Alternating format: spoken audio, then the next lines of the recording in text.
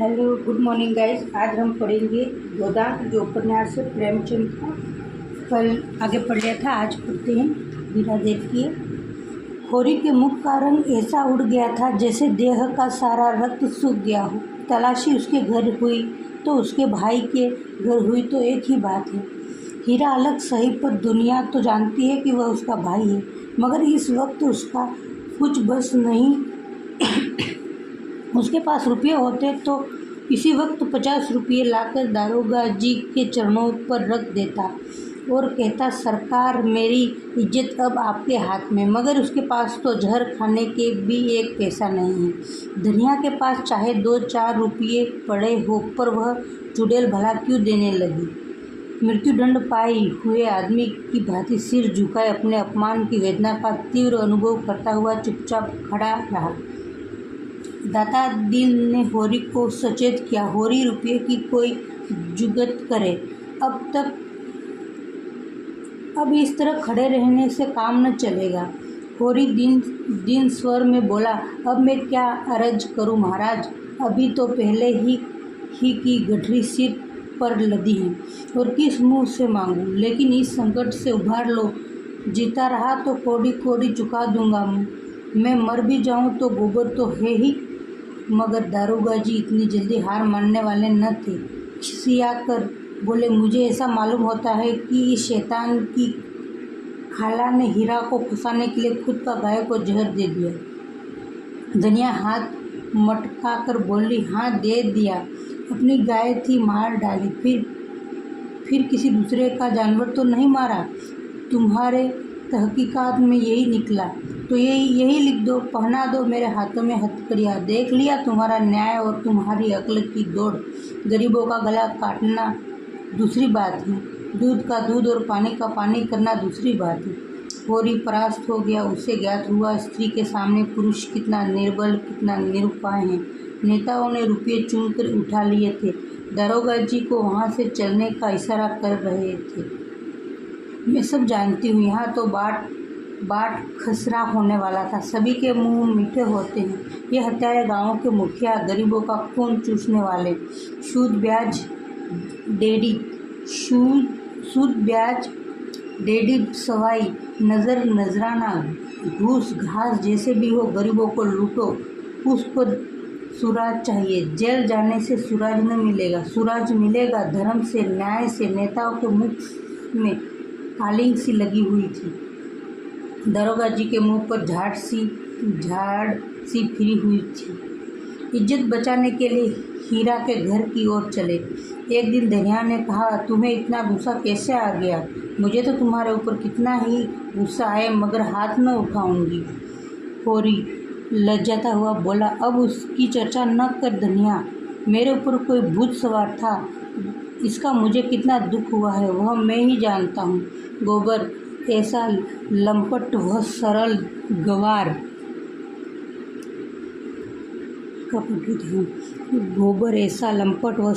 गवार जिसे वह अभी बच्चा समझता था, लेकिन उसे भोज की चिंता न थी, पंचायत का भय न था। दुनिया घर में कैसे रहेगी इसकी चिंता भी उसे न थी। उसे चिंता थी गोबर की। लड़का लज्जाशील है, अनाड़ी है, आत्माभिमानी है, कहीं कोई नादानी न कर बैठे। घबराकर बोला, जुनिया ने कुछ कहा नहीं। गोबर कहाँ गया? उसने कहकर ही गया होगा। सवेरा होते होते सारे गांव के काँव मच जाएगी। ऐसा जी होता है माहुर खा लूँ। मैं तुमसे कह देता हूँ, मैं अपने घर में न रखूँगा। गोबर को रखना हो तो अपने सिर पर रखे। मेरे घर में ऐसी 36 के लिए जगह नहीं है। और अगर तुम बीच में बोले तो फिर या तो तुम रहोगे या मैं रहूँगी। धनिया ने ठिठक कर होरी का हाथ पकड़ लिया और बोली, देखो हल्ला न मचाना, नहीं सारा गांव जाग उठेगा और बात फैल जाएगी। होरी ने कठोर स्वर में कहा, मैं यह कुछ नहीं जानता। हाथ पकड़कर घसीट लाऊंगा और गांव के बाहर कर दूंगा। बात तो एक दिन खुलनी ही है, फिर आज ही क्यों न खुल जाए। वह मेरे घर आई क्यों जाए जहाँ गोबर है। उसके साथ कुकर्म किया तो क्या हमसे पूछकर किया था। दोनों द्वार के सामने पहुँच गए। सहसा धनिया ने होरी के गले में हाथ डालकर कहा, देखो तुम्हें मेरी सास, उस पर हाथ न उठाना, यह तो आप ही रो रही है। भाग की खोटी न होती तो यह दिन ही क्यों आता। होरी ने झुककर उसकी पीठ पर हाथ फेरते हुए प्यार भरे स्वर में कहा, डर मत बेटी, डर मत। तेरा घर है, तेरा द्वार है, तेरा हम है। आराम से रह। जैसे तू भोला की बेटी है, वैसे ही मेरी बेटी है। जब तक हम जीते हैं किसी बात की चिंता मत कर। हमारे रहते कोई तुझे तिरछी आंखों से न देखेगा। भोज भात जो लगेगा वह हम सब दे देंगे, तू खातिर जमा रख। जुनिया सांत्वना पाकर और भी होरी के पैरों से चिमट गई और बोली, दादा अब तुम ही मेरे बाप हो और अम्मा तुम ही मेरी माँ हो। मैं अनाथ हूँ, मुझे शरण दो। नहीं, मेरे काका और भाई मुझे कच्चा ही खा जाएंगे। धनिया अपनी करुणा के आवेश को अब न रोक सकी, बोली, तू चल घर में बैठ, मैं देख लूँगी काका और भैया को। संसार में उन्हीं का राज नहीं है, बहुत करेंगे, अपने गहने ले लेंगे, फेंक देना उतार कर। अभी जरा देर पहले धनिया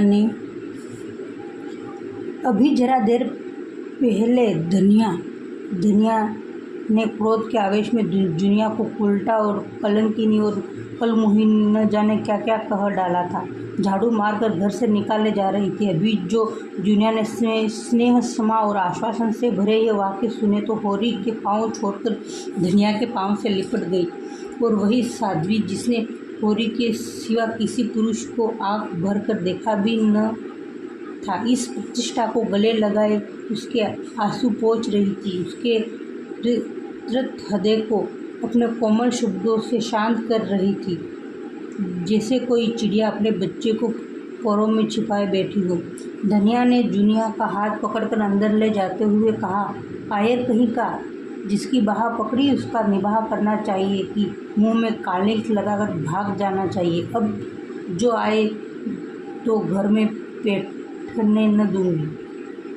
दादा दीन का लड़का मतादीन एक चमारिन से फंसा हुआ था, उसे सारा गांव जानता था, पर वह तिलक लगाता था, पोथी पत्रे बाँचता था, कथा भगवत कहता था, धर्म संस्कार करता था। उसकी प्रतिष्ठा में जहाँ भी कमी न थी। वह नित्य स्नान पूजा करे के अपने पापों का प्रायश्चित कर लेता था। धनिया जानती थी कि दुनिया को आश्रय देने ही से यह सारी विपत्ति आई है। उसे न जाने कैसे दया आ गई, नहीं उसी रात को दुनिया को निकाल देती तो क्यों इतना उपवास होता। लेकिन यह भय भी होता था कि जब उसके लिए नदी या कुआं के सिवा और ठिकाना कहाँ था। एक प्राण का मूल्य देकर, एक नहीं 2 प्राण का, वह अपने मर्द जात की रक्षा कैसे करती।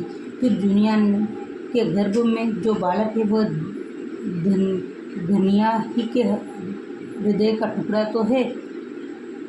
हंसी डर से उसके प्राण कैसे ले लेती। और फिर दुनिया की नम्रता और दीनता भी उसे निस्तृत करती रहती थी।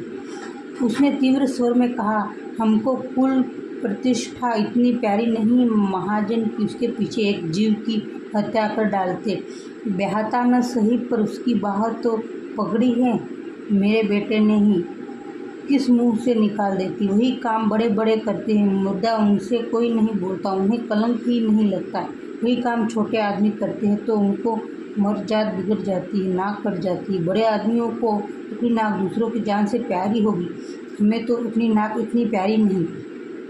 पटेश्वरी ने नारियल का कश लगाते हुए कहा, जिंगूरी सिंह 2 स्त्रियों की पति थे। पहली स्त्री 5 लड़के लड़कियां छोड़कर मर थी। उस समय उसकी अवस्था 45 के लगभग थी, पर आपने दूसरा ब्याह किया और जब उससे कोई संतान न हुई तो तीसरा ब्याह कर डाला। अब इनकी 50 की अवस्था थी और 2 जवान पत्नियां घर पर बैठी हुई थी।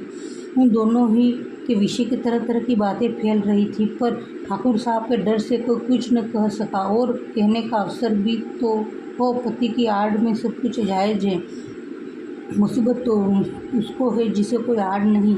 ठाकुर साहब स्त्रियों पर बड़ा कठोर शासन रखते थे उन्हें घमंड था कि उनकी पत्नियों का घूंघट तक किसी ने न देखा होगा, मगर घूंघट की आड़ में क्या होता है उसकी उन्हें क्या खबर। बोले, ऐसी औरतों का तो सिर काट ले। होरी ने इस उल्टा को घर रखकर समाज में विष बोया है। कैसे आदमी को गांव में रहने देने, सारे समाज गांव को भ्रष्ट करना है। राय साहब को इतनी सूचना देनी चाहिए, साफ साफ कह देना चाहिए। अगर गांव में यह अनिति चली तो किसी की आबरू सलामत न रहेगी। सर्वसम्मति से तय हुआ कि होरी पर 100 रुपये तवान लगा दिया जाए। दुनिया भरी सभा में रुआदे हुए कंठ से बोली, पंचो, गरीब को सताकर सुख न पाओगे, इतना समझ लेना, हम तो मिट जाएंगे। कौन जाने इस गांव में रहे या न रहे, लेकिन मेरा श्राप तुमको भी जरूर से जरूर लगेगा।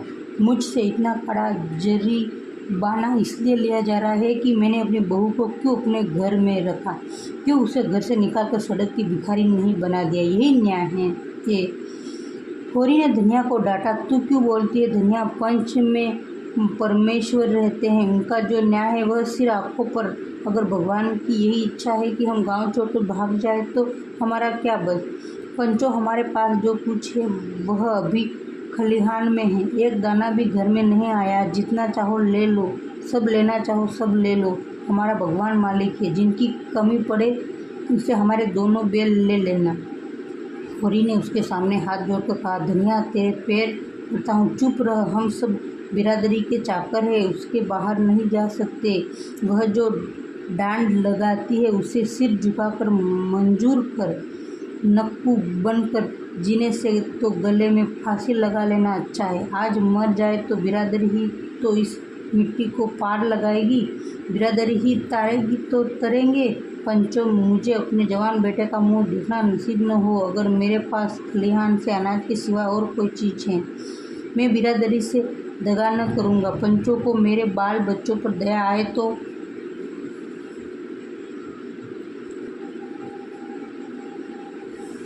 उनकी कुछ परवरिश करे, नहीं मुझे तो उनकी अजना पालनी है।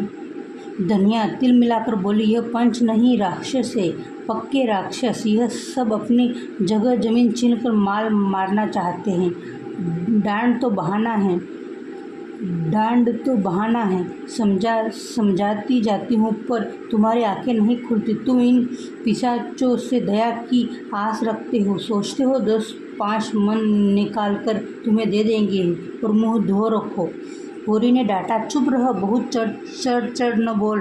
बिरादरी के चक्कर में अभी पड़ी नहीं है, नहीं मुंह से बात न निकलती। धनिया उत्तेजित हो गई। कौन सा पाप किया है जिसके लिए बिरादरी से डरे? किसी को चोरी की है, किसी का माल काटा है? मेहरिया, रख लेना पाप नहीं, हाँ रख लेना, छोड़ देना पाप है। आदमी का बहुत सीधा होना भी बुरा है, उसके सीधेपन का फल यही होता है कि कुत्ते भी मुँह चाटने लगते हैं।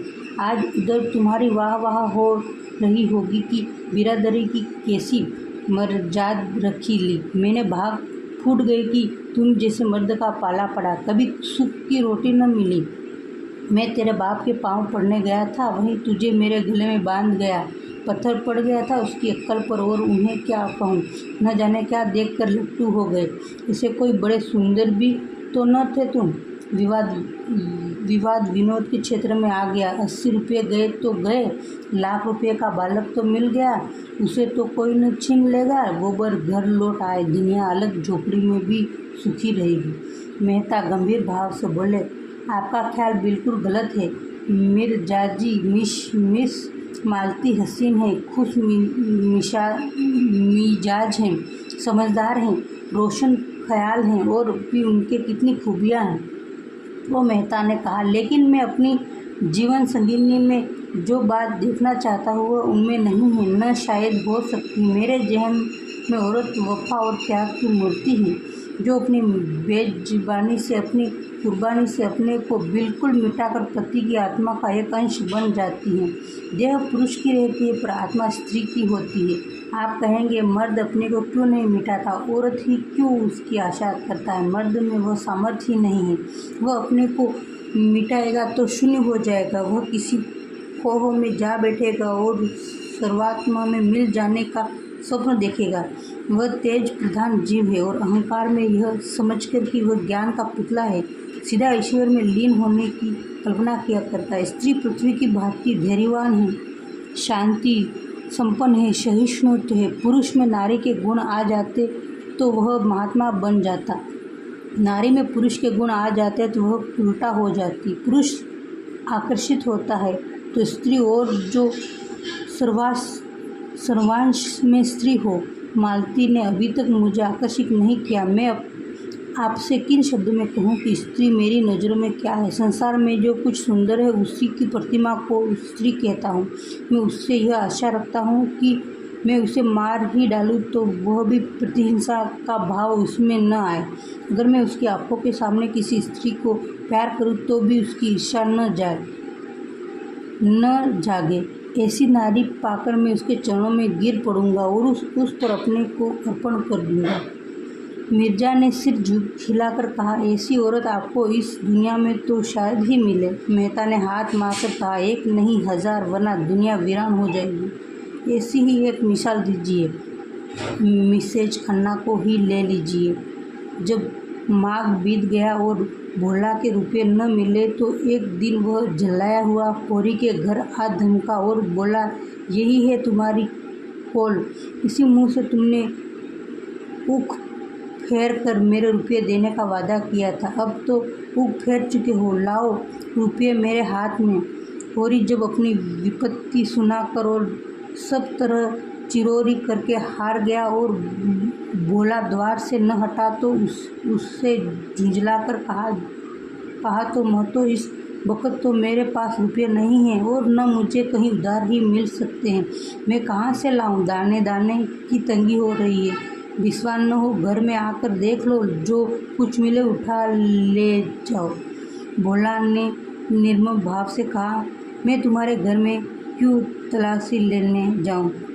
और न मुझे इससे मतलब है कि तुम्हारे पास रुपये है या नहीं। तुमने उख फेर कर रुपये देने को कहा था, उख फेर चुके हो। अब मेरे रुपये मेरे हवाले करो। तो फिर कहो वह करो। मैं क्या कहूँ? मैं तुम ही पर छोड़ता हूँ। मैं तुम्हारे दोनों बेल खोल ले जाऊँगा।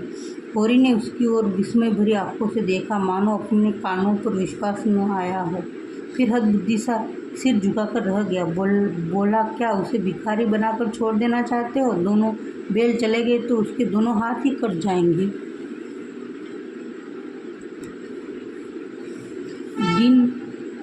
दिन स्वर में बोला, दोनों बेल ले लोगे तो मेरा सर्वनाश हो जाएगा। अगर तुम्हारा धर्म यही कहता है तो खोल ले जाओ। तुम्हारे बनने बिगड़ने की मुझे परवाह नहीं है। मुझे अपने रुपये चाहिए। अच्छे निशानेबाज की तरह मन को साध कर बोला, अगर तुम चाहते हो कि हमारी बेइज्जती हो और तुम चैन से बैठो तो यह न होगा। तुम अपने दोस्तों को रोते हो। यहाँ लाख रुपये की आबरू बिगड़ गई। तुम्हारे कुशल इसी में है कि जैसे दुनिया को घर में रखा था वैसे ही घर से उसे निकाल दो। फिर हम न बैल मांगेंगे न गाय का दाम मांगेंगे।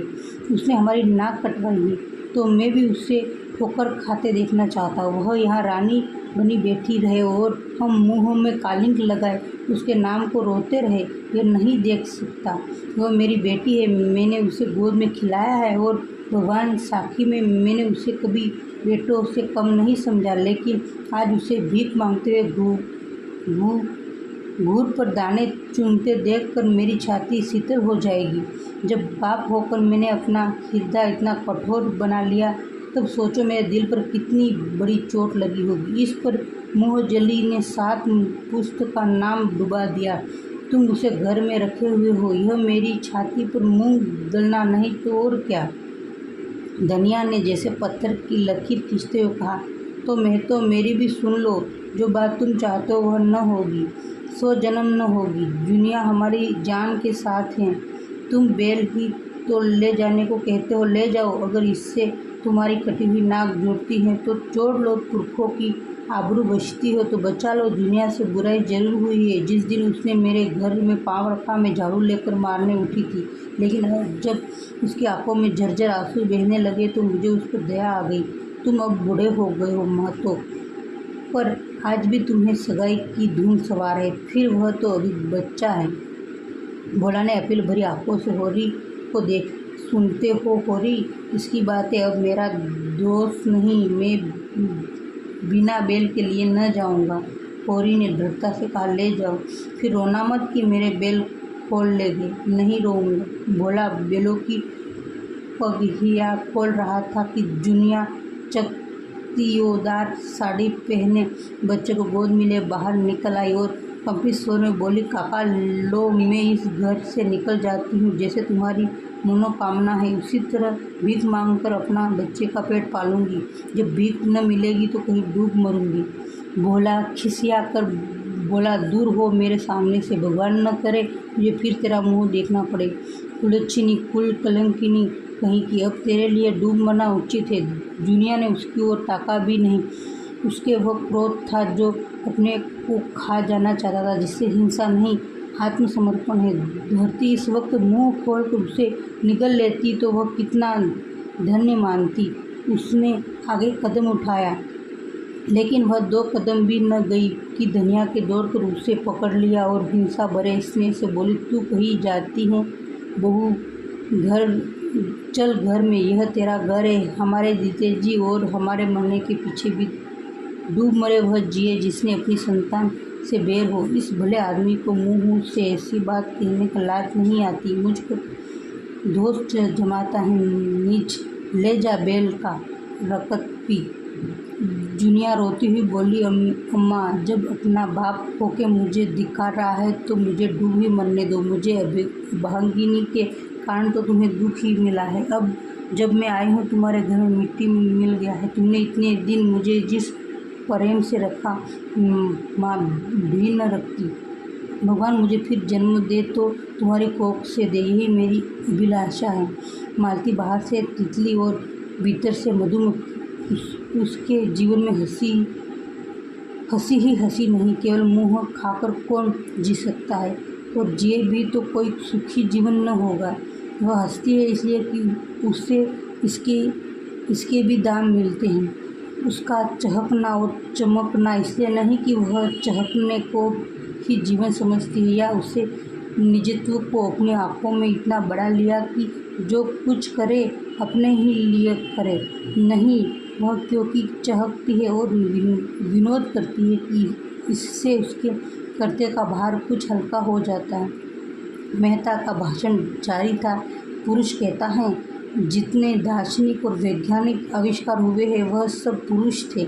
जितने बड़े बड़े महात्मा हुए वह सब पुरुष थे। सभी योद्धा, सभी राजनीति के आचार्य, बड़े बड़े नाविक, बड़े बड़े सब कुछ पुरुष थे। लेकिन इन बड़े बड़ों के समूह में मिलकर किया क्या? महात्माओं और धर्मप्रोक्तों के संसार में रक्त की नदियाँ बहाने और वैमनस्य की आग भड़काने के सिवा और क्या किया? योद्धाओं ने भाइयों की गर्दनें काटने के सिवा और क्या यादगारी छोड़ी? राजनीतिज्ञों की निशानी अब केवल लुप्त साम्राज्यों को खंडर रह गए, और आविष्कारों ने मनुष्य को मशीन का गुलाम बना देने के सिवा और क्या समस्या हल कर दी? पुरुषों की रची हुई इस संस्कृति में शांति कहाँ है? सहयोग कहाँ है?